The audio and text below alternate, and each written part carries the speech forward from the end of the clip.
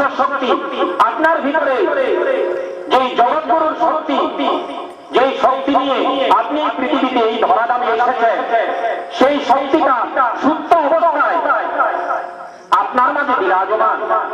সেই ঘুমন্ত অবস্থায়, সুপ্ত অবস্থায়, লুপ্ত অবস্থায় যেই মহাশক্তি অতীব জ্ঞানী তপন আশ্রমের অধ্যক্ষ শ্রী শ্রী জীবনকে পরিচালনা করবে, কোন পথে পরিচালিত হলে নিজ জীবনে অমৃত রস পান করতে পারবে, তার বিভিন্ন দিক নির্দেশনা নিয়ে আলোচনা করার জন্য কলিকাতার থেকে অনেক জ্ঞানী ভক্ত সজ্জন মন্ডলী এবং আমি আপনাদের কাছে বিনীত অনুরোধ রাখছি, এই সুযোগ জীবনে সবসময় আসবে না, তিনাকে আমরা সবসময় পাবো না। তাই আপনাদের কাছে আমার একান্ত অনুরোধ, আপনারা এই সভা মঞ্চে এসে, এই মহতী অনুষ্ঠান মঞ্চে এসে এই পুণ্য স্মৃতি, এই পুণ্য কথা, এই পুণ্য স্মৃতিমালা শ্রবণ করুন।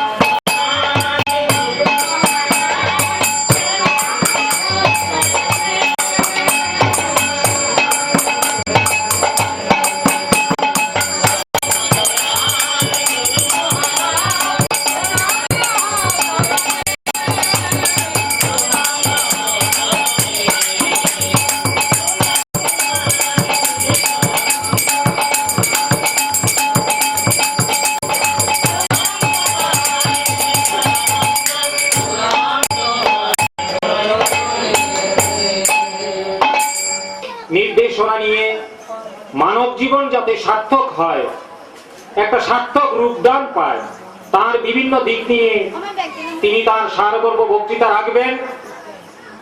আমি এখনো দেখতে পাচ্ছি কিছু কিছু ভক্তবিন্দু, ভক্ত সজ্জন মন্ডলী এবং বিশ্লেষণ তার রসাস্বাদন করুন। আমি অনুরোধ করব আমার পরম শ্রদ্ধেয় পূজ্যপাদ জ্ঞানজ্যেষ্ঠ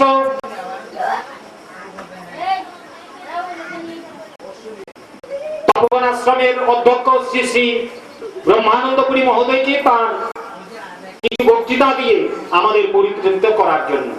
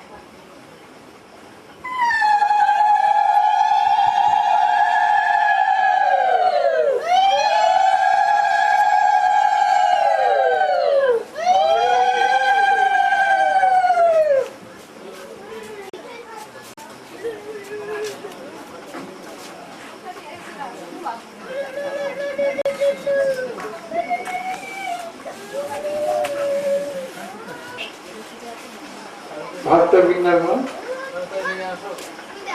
এবং এই মহতী ধর্মসভার উদ্যোক্তা আয়োজক সুজিত বাবু এবং ভাতৃবৃন্দ সকলে মঙ্গল কামনা করে জগৎগুরু শ্রীচরণে প্রার্থনা নিবেদন করছি। তার সঙ্গে কলকাতা থেকে আগত আমাদের প্রণব চক্রবর্তী আধ্যাত্মিক তত্ত্ব ও ধর্ম বিশারদ, এতক্ষণ যিনি আপনাদের কাছে সংক্ষেপে যা তত্ত্ব পরিবেশন করেছেন অত্যন্ত সুন্দর। তাই ওনার মঙ্গল কামনা করে এই মহতী ধর্মসভার কল্যাণ কামনায় জগৎগুরুর শ্রীচরণে আত্মনিবেদন করতেছি।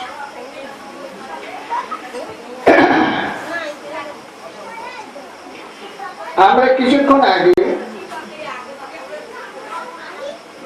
প্রার্থনার প্রথম দিকে যে শ্লোকটি উচ্চারিত হয়েছিল শুনেছি, সে সম্বন্ধে আমি একটু আলোচনা করছি। ওম অখণ্ড মণ্ডলাকারং ব্যক্তং যেন চরাচরং তৎপদং দর্শিতং যেন তস্मै শ্রী গুরবে নমঃ। আমরা এই শ্লোকটি বিভিন্ন ধর্ম সম্প্রদায়ের প্রার্থনা মঞ্চে আলোচিত হয়, কিন্তু এই সারগত যে তত্ত্ব সেটি সম্বন্ধে আমরা কতদূর ওয়াকিবহাল সেটি আজ আমাদের বিশেষভাবে বিবেচনা করার সময় এসেছে। আমরা প্রার্থনা করা, প্রার্থনার অর্থ কি? নিবেদন করা, জানানো। যেমন দোকানদারের কাছে গিয়ে যদি আমি বলি আমাকে এই সদায় ডাল দাও, চাল দাও, তেল দাও, তবে দোকানদার সেই আমার ইচ্ছানুরূপ দ্রব্য দান করতে দিতেন। আর যদি না বলে দাঁড়িয়ে থাকি তাহলে তিনি ওখান থেকে আমাকে তাড়াতাড়ি সরে যাওয়ার জন্য নির্দেশ করবেন। অথবা আমি যা চাই তাই যদি প্রকাশ না করি তাহলে দিবেন কি করে? এবং আমরা যে প্রার্থনা করি সেই প্রার্থনার অর্থ যদি না বুঝি তাহলে ঈশ্বর আমাদের কি দিবেন, আমরা কি চাইব আর তিনি কি দিবেন? প্রার্থনা করি, মন্ত্র উচ্চারণ করি, মন্ত্রের তত্ত্ব অর্থ বুঝি না। এই যে চাওয়া পাওয়া এটা সম্পূর্ণ নিরর্থক। এর তাৎপর্য হলো ওম অখণ্ড মণ্ডলাকারম। অখণ্ড মণ্ডল অর্থ কি? এই গোলাকারের বিশ্বমণ্ডল, গোলাকারের পৃথিবী, ব্যক্তম যেন চলাচলম, এই মহাবিশ্বের মধ্যে যিনি বিচরণ করেন, তৎপদম দর্শিতম যেন তস্मै শ্রী গুরবে নমঃ। সেই যিনি মহাবিশ্বে সর্বজীবের দাতা, রক্ষক, পরিচালক, পরিত্রাতা, পরিচালক, পালক,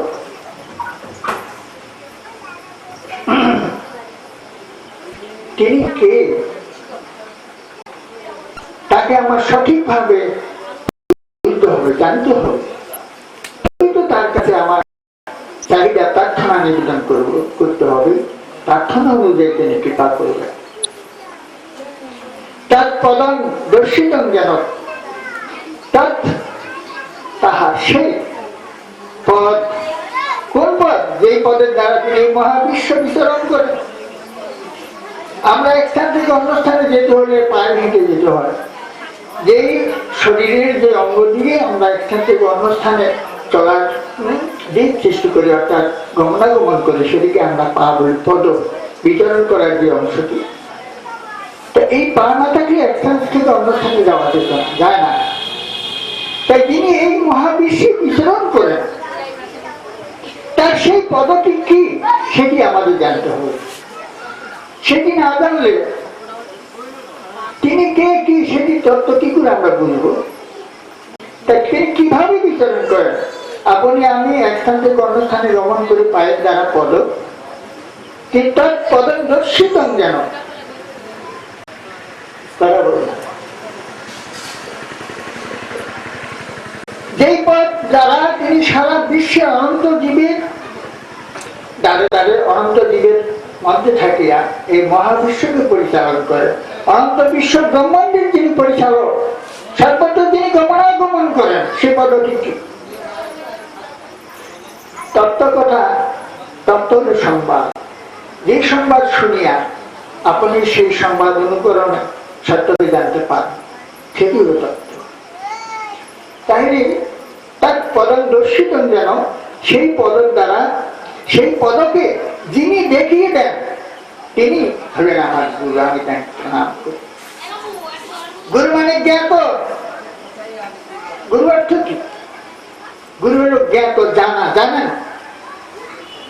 যিনি জানেন তিনি অন্যকে জানাই দিতে পারেন, যিনি জানেন না তিনি অন্যকে জানাতে পারেন। আমাদের সমাজে যারা আমরা গুরু স্থানে রয়েছি, যারা আমাদের গুরু বলেন বা যারা গুরু নাম ধারণ করে সমাজে ঈশ্বর লাভের জন্য ধর্মতত্ত্ব প্রসার করেন, প্রকাশ করেন, তাদের ঈশ্বর সম্বন্ধে সঠিক ধারণা জ্ঞাত জানতে হবে। তবে তার নির্দেশ উপদেশ পালন করিয়া শিষ্য অর্থাৎ অংশীদার হওয়ার জন্য ভক্তগণ আগ্রহী হইয়া উপদেশ পালন করে ঈশ্বরের কৃপা লাভ করবে। সেই তত্ত্ব যদি সঠিকভাবে পরিবেশিত না হয়, তাহলে ঈশ্বর লাভ দূরের কথা, সত্য, শান্তি, তৃপ্তি, মুক্তি যা আমার চাহিদা, কোনটাই ফলপ্রসূ হয় না, যা হয় নাই। এই গুরুবাদী হল আমাদের সমাজে বলতে গেলে অশান্তির কারণ। তার অসত্য নির্দেশনার দ্বারা সত্য ফল লাভের যে দিক সৃষ্টি করেছে, ইহা কখনোই সত্য হয় না, সম্ভব হয় না। সত্য হইতে শান্তি আসে, কিন্তু আমরা অসত্যের ঘর করে শান্তির কামনা করি, এ কোনোদিনই সেই সত্য পূরণ হয় না। তাহলে এখানে তৎপদ দর্শিতম যেন, সেই পদকে যিনি দেখিয়ে দেন। কোন পদকে? যেই পদের দ্বারা মহাবিশ্ব অনন্ত বিশ্ব ব্রহ্মাণ্ডে যিনি বিচরণ করেন, যিনি দেখিয়ে দেন, আমি সেই পদ অনুসরণ করে পরম সত্যকে জানি না, এই মহাময় সংসার থেকে, যন্ত্রণা থেকে নিষ্কৃতি লাভ করি। তাই আমি গুরুদেবকে প্রণাম করি। গুরু মানে কি জানেন? তিনি জানিয়ে দিচ্ছেন। কিনা নির্দেশ স্মরণ করি আমি সত্য লাভ করে শান্তি লাভ। তাহলে কি পথ? জীব চলে পদর দ্বারা, ঈশ্বর কোন পদ দ্বারা চলেন? যে ঈশ্বর বলেছে আমার কোন রূপ নাই, রং নাই, আকার নাই, প্রকার নাই, প্রকৃতি নাই, আমার হাত নাই, আমি সব ধারণ করি, পা নাই, সর্বত্র ভ্রমণ করি, পেট নাই, আমি হজম করি, মুখ নাই, আহার করি, আমার কোন তত্ত্ব সত্য, আমার কোন বাস্তব প্রকৃতি রূপ কিছুই নাই, আমি অরূপ, সমস্ত রূপের ঊর্ধ্বে, রূপাতীত, গুণাতীত, বেদাতীত। তাহলে সেই ঈশ্বরের আবার চরণ হবে দীর্ঘ। কথাগুলো বুঝতে চেষ্টা করবেন। ভাগবত শাস্ত্র গ্রন্থ আপনারা অনেক শুনেছেন, অনেক শুনে শুনে আমরা খুব ভক্ত হয়ে গেছি, খুব সাধু হয়েছি, খুব সমাজে আমরা খুব নিজেদের প্রচার করে চলেছি। এই প্রচারের দ্বারা সমাজের শান্তি বা আত্মজীবনের তৃপ্তি, মুক্তি কোন দিক সৃষ্টি হয়েছে কি? আপনি শান্তি পেয়েছেন? আপনি যে ভজনে দাবি ভজন করেন না কেন, আপনি সঠিকভাবে পরম তৃপ্তি বা শান্তি লাভ করেছেন কি? জিজ্ঞাসা করে উত্তর পাওয়া যায় না। তার কারণ আমরা সঠিকভাবে শান্তির সন্ধান লাভ করতে পারিনি। শান্তির যে সাধনা, সত্য লাভের যে দিকগুলি, সেদিকে আমরা সঠিকভাবে ধারণ করতে না পারা, আমরা ধর্মাচার করিয়েও আজ আমরা অশান্তির কবলে পড়তে বসেছি। তাহলে চরণটা যার কিছু নেই, তার চরণ আবার কি? তার চরণ হলো আসা যাওয়া যে পথে, সাধন ভজন সে পথে। জীব চলে পায়ের দ্বারা, পদ দ্বারা, আর ঈশ্বর বিচরণ করেন প্রাণ আত্মার শ্বাস প্রশ্বাসের দ্বারা। এই শ্বাস প্রশ্বাসের চরণ পায়ে রাখবেন। যিনি আপনারা আমার সর্বজীবের মাঝে বিচরণ করেন কিভাবে? প্রাণ আত্মার শ্বাস প্রশ্বাস। অনন্ত জীব ব্রহ্মাণ্ডে যত কিছু জীব জন্তু হতে আরম্ভ করে সৃষ্ট জীব আছে, সকলের মধ্যে থাকিয়ে তিনি সকলের ইচ্ছা করবেন, সকলকে পরিচালন করেন সকলের ভাব অনুযায়ী। তাহলে ঈশ্বর কোথায়? আপনারই মাঝে। কিছুক্ষণ আগে আমাদের প্রণব বাবু এই তত্ত্ব আলোচনা করেছেন, আমি শুনেছি। ঠিক সঠিক। যিনি প্রাণ আত্মা রূপে আমার আপনার মধ্যে থাকিয়া আমাদের সকলের ইচ্ছা পূরণ করে চলেছেন, তিনি হলেন জগৎ গুরু। তিনি কেবল আমার আপনার নয়, কোন সম্প্রদায়ের নয়, তিনি সর্বজীবের ঈশ্বর। ঈশ্বর মানে দীর্ঘক্ষণ ক্ষমতা দিয়ে সর্বজীবকে ধারণ করে আছেন। শ্বাস প্রশ্বাস শিশুক্রিয়া জীবকে বাঁচিয়ে রেখেছেন, জীবকে সমস্ত কিছু চাহিদা পূরণের দিক সৃষ্টি করছেন। তিনি হলেন ঈশ্বর, তিনি কোন সম্প্রদায়ের নয়। তাহলে গুরু মানে জ্ঞাত কে? সে যিনি জানিয়েছেন সেই সত্যস্বরূপ প্রেমময় ঈশ্বরের তত্ত্ব। সেই গুরুর কাছ থেকে উপদেশ জানিয়ে আপনি ঈশ্বরকে জানার জন্য সচেষ্ট হইবেন। ঈশ্বরকে কেন জানবেন? যে আপনার প্রয়োজন। দোকানদারের কাছে যাওয়ার প্রয়োজন হলো আপনার চাহিদা, চাল ডাল তেল নুন আনা। তাই ঈশ্বরের প্রয়োজন আপনার কি? শান্তি পাওয়া। জীবন যৌবন রূপ সবকিছুই পেয়েছেন। একটু গভীরভাবে চিন্তা করে দেখুন, আপনি কি শান্ত হয়েছেন? শান্তি পেয়েছেন? পূর্ণ তৃপ্তি লাভ করেছেন? অসত্যের পশ্চাতে ছুটে বিভ্রান্ত অস্থির হয়ে শেষ সময় সে হতাশা অস্থিরতা নিয়ে জীবন ভারাক্রান্ত হৃদয় নিয়ে এই দুনিয়া থেকে আমরা চলে যাচ্ছি। তার মানে সত্যাশ্রী না হইয়া অসত্য মানে রূপ জীবন যৌবন ধন জন পুত্র কন্যা সংসারে রেখে চাহিদা মা যা কিছু অসত্য অস্থায়ী, তাই সেগুলো ভাবনা করতে করতে করতে আপনার জীবন সীমা শেষ হয়ে আসছে। সত্য যে শান্তি যা পাওয়ার সেদিকে কিন্তু আর চিন্তা করা হয়নি, যার ফলে সবকিছু পেয়েও আপনি কিছু পান না। তাই সবকিছুর মধ্যে যে তত্ত্ব সত্য সেটি হল ঈশ্বর, ভগবান, স্রষ্টা। যিনি আমাদের সৃষ্টি করেছেন, যিনি আমাদের সৃষ্টি করে আমাদের সমস্ত চাহিদা পূরণ করতেছেন।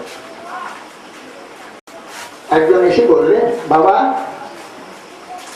আমি ফলটি, আমার গাছের ফলটি নূতন, প্রথম আপনার সেবায় বা ঠাকুর সেবায় নিতে আমি গ্রহণ করি। কিন্তু আমরা কি ভেবে দেখি যে ফল মনে করেন একটি পেঁপে, পাতা ফল, এই যে পেঁপেটা আমি দিচ্ছি ঠাকুরকে, এটা কি আমি সৃষ্টি করতে পারি? এই পেঁপে ফলটাকে আমি তৈরি করতে পারি? পারি না। তাহলে আমি দিচ্ছি এ কথা বলে কি করে? আমার গাছের ফল যিনি সৃষ্টি করছেন, স্রষ্টা তিনি, তার কোনো নাম গুণাগুণ নাই, তার কোনো কথা নাই, আমি করেছি। এই যে অহংকার, আমিত্ব, এটাই হলো আমাদের ভুল ধারণা, মিথ্যা ধারণা, অসত্য ধারণা। যার সত্য নয় সেটাকে আমরা সত্য বলে মনে করি। এই যে মনে করাটাই ভুল, এটাই কলি। কলি মানে অজ্ঞানতা। অসত্যকে সত্য বলে জানাটাই হলো অজ্ঞানতা। এই অজ্ঞানতার কুফলটাই আমরা ভোগ করে চলেছি। সত্যস্বরূপ শান্তি, যে পরম পরশ আনন্দ, সেটি আমরা পাচ্ছি না। এতে আমাদের অহংবিমান, অহংকার সৃষ্টি হচ্ছে। টেক বা প্রেম, ঈশ্বরের প্রতি আনুগত্যতা, শ্রদ্ধা সৃষ্টি হচ্ছে না। কারণ আমি মনে করি আমি কর্তা, আমি করেছি। এই যে কর্তা অহমিতি মনতে, এই ভাবটি হলো আমাদের সর্বশ্রেষ্ঠ অশান্তির কারণ। এইটিকে জয় করাই হলো সাধনা। সাধনা হলো স্বনিধান, স্বভাব, নিজ নিজ প্রকৃতিকে যতক্ষণ পর্যন্ত আমরা আয়ত্তে আনতে না পারবো, ততক্ষণ কে ঈশ্বর, কি ঈশ্বর, কি তত্ত্ব, সেটা আমরা উপলব্ধি বা বুঝতে বা দর্শন অনুভব করতে পারবো না। ভগবান যিনি স্রষ্টা, সৃষ্টিকর্তা, আমাদের পরম পিতা, পরম ঠায়ের বস্তু, চিন্তার বস্তু, একমাত্র যিনি আমাদের সবকিছু মূল কারণ, তাকে আমরা মনে প্রাণ যদি জানতে বুঝতে না পারি, তাহলে আমাদের অজ্ঞানতার যে ভয় যন্ত্রণা, সেটি বুঝেই যেতে হবে। তাকে বুঝতে পারলে কি হবে? দেখবেন যে এতদিন যে আমি ভাবছি আমি করি, আমার করার কোনো ক্ষমতাই নেই। আমি ভাবছি এই ফলটি ধরবো, ভেবেছি, কিন্তু ভেবেছি বলে ধরতে যাই, ধরিও। ঈশ্বর বলেছেন আমি ভক্তাদের বাহান মহ, ভক্তের অধীন, ভক্তের সমস্ত ভাব, ভক্তের সমস্ত ইচ্ছা আমি পূরণ করি, বহন করি। আমি ইচ্ছা করছি ধরবো, তিনি শক্তি দিয়ে ধরাচ্ছেন। তিনি কে? আপনার প্রাণ ঈশ্বর, আপনার প্রাণের দেবতা পরম ব্রহ্ম সনাতন, যার ধ্বংস নাই, লয় নাই, শেষ নাই, আগা নাই, গোড়া নাই, জন্ম নাই, মৃত্যু নাই, যিনি না থাকলেও কিছু নাই। তিনি কোথায়? গীতা তো আমরা অনেকে জানেন, পড়েছেন, পড়েন। এই তত্ত্বটি পরিষ্কার শ্রীকৃষ্ণ মুখে বেশদেবের সত্য সাধনা সম্পূর্ণ পূর্ণ জ্ঞান লাভ করার পরে তিনি সত্যকে জানিয়া ব্যাস মুখে শ্রীকৃষ্ণ তত্ত্ব প্রকাশ করলেন। কৃষ্ণকে ক্রীড়াকে মন প্রত্যয় করে কৃষি কৃষ্ণ আকর্ষণ করিয়া তিনি মহাবিশ্ব পরিচালন করছেন। তিনি হলেন কৃষ্ণ। সেই কৃষ্ণকে আপনার প্রাণ, এই প্রাণ কৃষ্ণ। কিন্তু আমরা কৃষ্ণ বলতে একটা শুধু রূপকে মনে করি, একটা বিগ্রহ হচ্ছে কৃষ্ণ। এই বিগ্রহকে চিন্তা করে আমরা কৃষ্ণ ভজন করি। এই ভজন হল অন্ধত্ব। সত্যিকারের তাৎপর্য না বুঝিয়া একটা বিগ্রহ নিয়ে হচ্ছে খুব ভজন করি, গান করি। এই ধরনের ভজন ভাবনা দিয়ে কৃষ্ণ কৃপা লাভ হয় না। কৃষ্ণ কোথায় বলেছেন অর্জুন? অর্জুনের কাছে শ্রী ভগবান, সে অর্জুনকে যিনি ইন্দ্রিয়কে জয় করিয়া সত্যকে জানার উদ্দীপনা সৃষ্টি করেন, ইচ্ছা তো রাখেন, তিনি অর্জুন, অর্থাৎ মন। আর কৃষ্ণ যিনি সেই মনের পরিচালক, যিনি কৃষিবাচক, সদা কর্ম করিয়া শ্বাস প্রশ্বাস ক্রিয়ার দ্বারা সমস্ত জগতের পরিচালক, সমস্ত জগতের সমস্ত ইচ্ছার পরিপূরক, তিনি হলেন কৃষ্ণ। তিনি বলেন, আমি আত্মা প্রাণ রূপে সর্বজীবের হৃদয়ে থাকিয়া আমি সর্বজীবের ইচ্ছা পূরণ করি, আমি না করিলে তাহারও ক্ষমতা নেই। যত বড় মহাপুরুষ অবতার সবতার আমরা দেখতেছি, কাহারও কোনো ক্ষমতা নেই, একমাত্র তিনি সেই অবতারের মধ্য দিয়ে প্রকট হন বলিয়া সেই কর্ম আমরা সম্মুখে দৃশ্যমান দেখতে পাই, তাই মনে করি তিনি করছেন। আসলে তা নয়, তার ইচ্ছাটা ঈশ্বর পূরণ করছেন, তাই করছে। তবে তার সদিচ্ছা বলিয়া থাকা, তিনি সর্ববিদিত হইয়া সর্বজন শ্রদ্ধার পাত্র হইয়া পরম আনন্দ অধিকার লাভ করে আনন্দ সাগরের জন্য সময় চক্রমণ করিয়া এই মহামূল্য জীবন ধান্য করে। আর যারা আমরা সেই তত্ত্বকে বুঝতে না পারিয়া শুধু শুধু সংস্কার আচার আচরণ করিয়া ধর্মাচার করি, তারা সেই পরমানন্দ থেকে বিচ্যুত হইয়া ধর্ম করিয়েও ধর্মফল থেকে আমরা চ্যুত হইয়া অশান্তির যন্ত্রণা ভোগ করি। তাই ধর্ম ধারণ কর, ধরো, কাকে ধরবে? যে জাতি সানসপত্রকে ধরো, কাকে ধরবে? কাকে? যিনি আপনাকে ধরে আছেন তাকে ধরো। কে ধরে আছেন? প্রাণ আত্মা, তাকে দেখেন। এই যে আসে যায়, ক্রিয়া চলছে বলে আমরা চলমান, ক্রিয়া বন্ধ হয়ে মরা মানুষ হাঁটতে পারে। আমার মন কিন্তু মেনে নেবে না। যতবধি না দেখিবি আপন নয়নে প্রত্যয় নাহি হয় গুরুর বচন, সেখানে গুরু দাঁড়াইতে পারে না। কেননা আপনাকে নিজেকে দিয়ে নিজের সত্যত্বকে বলিয়ে মুক্তির পথ লাভ করতে হয়। তাই তার প্রধান দর্শন এইটা ঈশ্বরের ফল। এই ক্রিয়ার দ্বারা তুমি অনন্ত বিশ্ব, এইসব আবল তাবল কথা বাদ দিয়ে কে গুরু আগে সেটি চিন্তা করুন। আপনার গুরু আপনার মাঝে তিনি গুরু, গুরু ব্রহ্মা, গুরু বিষ্ণু, এটা আমরা প্রার্থনায় শুনেছি। গুরুদেব ও মহেশ্বর, যিনি আমাকে মন্ত্র দিয়েছেন, তিনি আমার কথাবার্তা শুনে যান, আমরা শুনি। ব্রহ্মাত্মকে সৃষ্টিকর্তা স্রষ্টা, আমি কি সৃষ্টি করতে পারি? তৃণমূল, একটি ধনিয়া গাছ, একটি লাউ গাছ সৃষ্টি করতে পারি? কারণ পারার ক্ষমতা নেই। কেন? যিনি স্রষ্টা, তিনি ব্রহ্মা, তিনি স্বয়ং নিজে সৃষ্টি করতে পারি।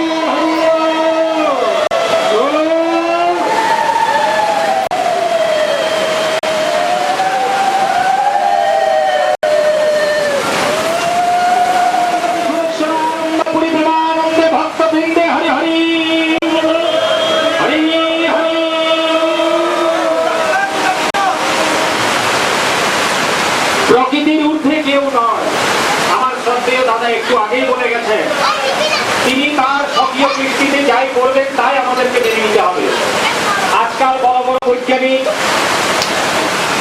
কত কিছু আবিষ্কার করেছে, ওই প্রকৃতিকে রুখতে পেরেছে? না, পারেননি। কারণ প্রকৃতিকে রুখার মতো এখনো বিজ্ঞান সেই জায়গায় আসতে পারেনি। যেদিন সেই জায়গায় যাবে সেই দিন আর ভগবান আর মানুষ এক হয়ে যাবে। তাই বলছিলাম, আজকে প্রকৃতির বিরূপ প্রতিক্রিয়ায় মন যদিও ভারাক্রান্ত, তবুও স্বকীয় কীর্তিতে নিজেই নিজের মধ্যে আনন্দ সৃষ্টি করতে হবে। এই আনন্দ ধারায় আমাদের সবাইয়ের জীবন প্রবাহিত হোক, এই কামনায় রাখি। প্রকৃতি কিছুক্ষণের মধ্যে শান্ত হয়ে যাবে নিশ্চয়, কারণ এমন অমৃত ধারা যেখানে বর্ষণ হয় সেখানে প্রকৃতি কখনো বিরূপ হতে পারে না। তাই প্রকৃতির চরণে শত সহস্র প্রণাম রেখে, গুরুদেবের চরণে শত সহস্র প্রণাম রেখে প্রার্থনা করছি, প্রকৃতি আমাদের সহায় হোক। যে প্রকৃতিকে বাদ দিয়ে সৃষ্টির কিছুই চলে না, কিছুই হয় না, কোনো কর্মই সাধিত হয় না।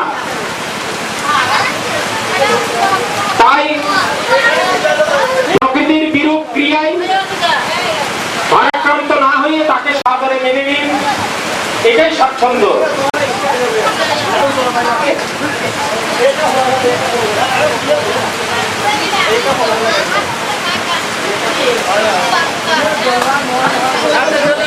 এই প্রকৃতির সত্য ক্রিয়া যা হচ্ছে, প্রকৃতি যেরূপে সন্তুষ্ট হচ্ছে সেটাকে মেনে নেওয়াটাই হচ্ছে আমাদের কর্তব্য। আমাদের মানতেই হবে। মানি আর না মানি, প্রকৃতি তার নিয়ম মতোই চলবে। প্রকৃতি তিনি আপন গতিতেই চলবে। তাই প্রকৃতি মায়ের চরণে শত সহস্র প্রণাম রেখে সবাই এক মনোবাক্যে প্রকৃতির সহায়তা কামনা করুন। তিনি যাতে আমাদের আনন্দ বর্ষণে, তিনি যাতে আমাদের আনন্দ দানে বিরূপ না হন। কারণ প্রকৃতিবিহীন সৃষ্টি হয় না। এই যে পুরুষ আর প্রকৃতি, পুরুষকে পুরো ঈশব, পুরো মানে যিনি আধারের মধ্যে শায়িত আছে তিনি হচ্ছেন পুরুষ। এই আমাদের শরীরে যিনি শায়িত আছেন তিনি হচ্ছেন পুরুষ। এই পুরুষ এসে প্রকৃতির উপরে যখন বিন্দু রূপে বসে তখনই প্রকৃতি পূর্ণতা প্রাপ্ত হয়। কাজেই প্রকৃতি, এই পুরুষকে বাদ দিয়ে প্রকৃতি হয় না, আর প্রকৃতিকে বাদ দিয়ে পুরুষ হয় না। এই প্রকৃতি তত্ত্ব এক বিশাল তত্ত্ব। সেটা নিয়েই যদি আলোচনা করি তাহলে দিনের পর দিন যাবে, সপ্তাহের পর সপ্তাহ যাবে, পক্ষের পর পক্ষ যাবে, মাসের পর মাস যাবে, তবু প্রকৃতি তত্ত্ব আলোচনা কোনোদিন শেষ হবে না। কারণ প্রকৃতি কখনো শেষ হয় না। কাজেই প্রকৃতিকে সাদরে মেনে নেওয়া, তার ইচ্ছাকে সাদরে সম্ভাষণ করা, তার ক্রিয়াকে সাদরে মেনে নেওয়া আমাদের মানব জীবনের একান্ত কর্তব্য।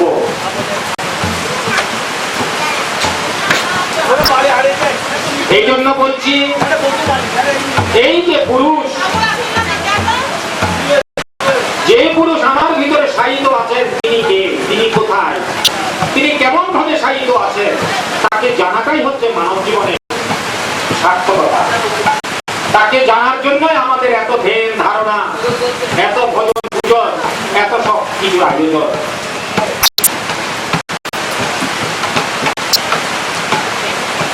তাকে জানতে গেলে যে প্রক্রিয়া, যে বিধি নিয়ম কানুন গুরুদেব আমাদেরকে দিয়ে গেছেন, আমরা গুরুদেবকে বাবা বলি। কেন বাবা বলি? আমার তো বাবা হয়ে গেছেন, জন্মদাতা বাবা, মাতা পিতা জন্মদাতা মাতা পিতা রয়ে গেছে, তবু আবার গুরুদেবকে বলি বাবা। কেন? কারণ মাতা পিতা আমার দেহকে জন্ম দিয়েছে, কিন্তু আমার আত্মজন্ম দিতে পারেনি, আমার আত্মজ্ঞানের জন্ম দিতে পারেনি। আমার আত্মজ্ঞানের জন্ম দেন আমার গুরু। এই জন্য গুরুই হচ্ছে সর্বশ্রেষ্ঠ জন্মদাতা মা, যিনি আমার আত্মজ্ঞানের জন্ম দেন। এই জন্য বলি, আমাদের যেমন উপাসনার মধ্যে বলেছি, অজ্ঞানতিমিরান্ধস্য জ্ঞানাঞ্জন শলাকয়া উন্মিলিতং যেন তস্मै শ্রী গুরুবে নমঃ। গুরুদেব আমাদের অজ্ঞানতাটাকে দূর করে আমাদের যেন চক্ষুটাকে উন্মোচন করে দেয়, যেই চক্ষু দ্বারা আমরা সত্যটাকে জানতে পারবো। যেটা দর্শন করে, যেটা অনুভব করে, যেটা অনুধাবন করে আমরা সত্যের পথে চলতে পারবো, সেই চক্ষু গুরুদেব আমাদেরকে দান করা। এটাই হচ্ছে গুরুদেবের কর্তব্য। গুরুদেব দীক্ষা দেওয়ার পরে তার নির্দেশিত পথধারায় যদি আমরা চলি, তবে তিনি আমাদের সমস্ত অজ্ঞানতা দূর করে আমাদেরকে সেই চক্ষু উন্মোচন করে দেন, যেই চক্ষু দ্বারা আমরা সত্যকে উপলব্ধি করতে পারি, সত্যকে দর্শন করতে পারি। আমরা সেই গুরুকেই পুজো করি, সেই গুরুকেই প্রণাম করি, যিনি এই আত্মজন্ম দিতে পারেন, যিনি এই চক্ষুটাকে উন্মোচন করে সত্যের পথে আমাদেরকে উপলব্ধি করাতে পারে। আমরা সেই গুরুকেই প্রণাম করি, সেই জগৎগুরুকেই আমরা পুজো করি। এখানে কোনো ব্যক্তি গুরুর কোনো স্থান নেই, এখানে শরীর বিশেষ কোনো গুরুর কোনো জায়গা নেই। আমার শ্রদ্ধেয় দাদা একটু আগে বলে গেছেন, এইসব তত্ত্বগুলো, এই শরীর দিয়ে যিনি গুরু তার একটা নাম, যেমন তিনি একটু আগে বলেছেন শরীরের কোনো নাম থাকে না, জন্ম নেওয়ার পরে নামটা হয় গোপাল, রাম, শ্যাম। তাহলে গোপালকে ডাকলে গোপাল আসবে, শ্যামকে ডাকলে শ্যাম আসবে, রামকে ডাকলে রাম আসবে। এটা কিসের নাম? ওই দেহটার নাম। কিন্তু ভেতরে যে পুরুষ, যে কথাটা বলেছি একটু আগে, যে জীবাত্মা, যে প্রাণাত্মা, তার কোনো নাম নেই। আপনার ভিতরে যে প্রাণাত্মা, যে জীবাত্মা, আমার ভিতরে সেই প্রাণাত্মা, সেই জীবাত্মা। এই প্রাণাত্মা, এই জীবাত্মা পরমাত্মার সাথে মিলনের জন্য যে সাধন কৌশল, সেটা গুরু আমাদেরকে জানিয়ে দেয়। কারণ তিনি জেনে আমাদেরকে জানাতে পারেন বলে আমরা তাকে গুরু রূপে মানি। তিনি জ্ঞাত আছেন এই পথধারাগুলো, এই নিয়ম শৃঙ্খলাগুলো, সেই জ্ঞান তিনি আমাদের দিতে পারেন বলে, সেই পথগুলো আমাদেরকে প্রদর্শন করতে পারেন বলে, উপলব্ধি করাতে পারেন বলে আমরা তাকে গুরু রূপে মেনে নিই। যিনি এটা পারেন না, শুধু বেশভূষা ধারণ করে লোকের কাছে গুরু নাম ধারণ করে আছেন, তার জন্য যেমন বৃথা, তেমনি যেই ঈশ্বর, যে ব্যক্তি তার কাছে গেছে, তিনিও সময় নষ্ট করা ছাড়া আর কিছুই হয় না। না হবে গুরু দর্শন, না হবে ভগবত দর্শন,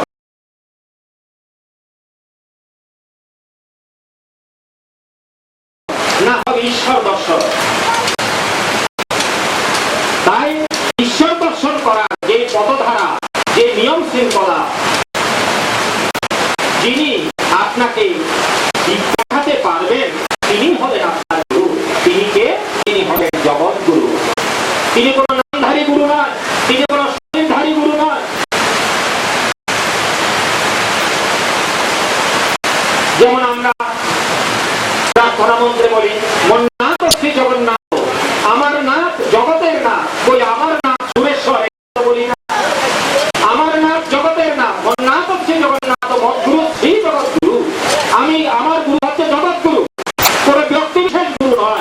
নয় রামকৃষ্ণ দেব, নয় বালক ব্রহ্মচারী, নয় অনুকূল ঠাকুর, নয় কেউ কোনদিন কোন ব্যক্তিকে পূজা করে না। তার ভিতরে পরমাত্মা ঈশ্বর আছে, প্রাণাত্মা রূপী প্রাণরূপী ঈশ্বর যিনি আছেন, প্রাণেরই ভগবান ঈশ্বর, প্রাণে হচ্ছে ভগবান, যে প্রাণরূপী ঈশ্বর তার ভিতরে আছে, আমরা তাকেই প্রণাম করি, তাকেই গুরু রূপে মানি, তাকেই শ্রদ্ধা নিবেদন করি। আমরা একজন প্রণাম করি। কে কাকে প্রণাম করে? কেউ কেউ দেহকে প্রণাম করে না, কারণ দেহের কোনো কিছু করার ক্ষমতা নেই। এই দেহ হচ্ছে ভৌতিক দেহ। এই দেহ 9টা ধাতু দিয়ে তৈরি হয়েছে, যেমন অস্থি, মজ্জা, মেদ, মাংস, ত্বক, রক্ত, এইভাবে 9টি ধাতু দিয়ে এই দেহটা, ভৌতিক দেহটা তৈরি হয়েছে। এই 9টা ধাতু তৈরি হয়েছে 5টা জিনিস থেকে। ইতি, অপ্তেজ, মরুদ্ভ, এই 5টা জিনিস থেকে এই 9টা ধাতু তৈরি হয়েছে। ভৌতিক দেহটা ওই 5টা জিনিস থেকে তৈরি হয়েছে। সেই 5টা জিনিস হচ্ছে ইতি, অপ্তেজ, মরুদ্ভ। একটু আগে আমার শ্রদ্ধেয় দাদা এটা বিশ্লেষণ করে গেছেন। ইতি মানে পৃথিবী, মাটি। অপ মানে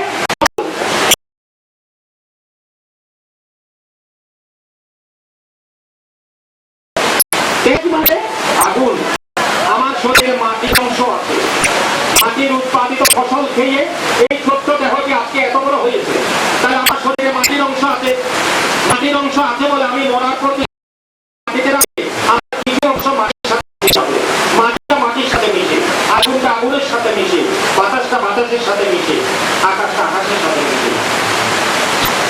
তাই এই 5টা জিনিস দিয়ে, এই 5টা জিনিস থেকে, যে 9টা ধাতু দিয়ে আমার শরীরটা গঠিত হয়েছে, আমার শরীরকে এত বড় হয়েছে, এই 9টা জিনিস, এই 5টা জিনিস থেকে যেহেতু তৈরি, এই 5টা জিনিসের সাথে এই 9টা ধাতু মিশে গিয়ে সমাপ্ত হয়ে যাবে। যেমন মাটির উৎপাদিত ফসলকে ছোট্ট দেহটা এত বড়, তাই শরীরে মাটির অংশ আছে, মরার পরে মাটিতে রেখে দিই, কিছু অংশ এটা মাটির সাথে মিশে যাবে। মানে জল, শরীরে কিছু অংশ আছে, জলটা জলের সাথে মিশে যাবে।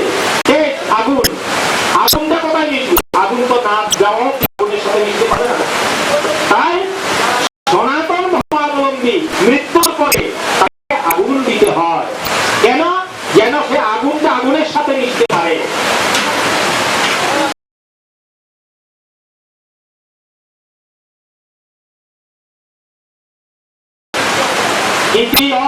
মরুদ, মরুদ মানে বাতাস, শরীরে বায়বীয় অংশ আছে, বাতাস আছে,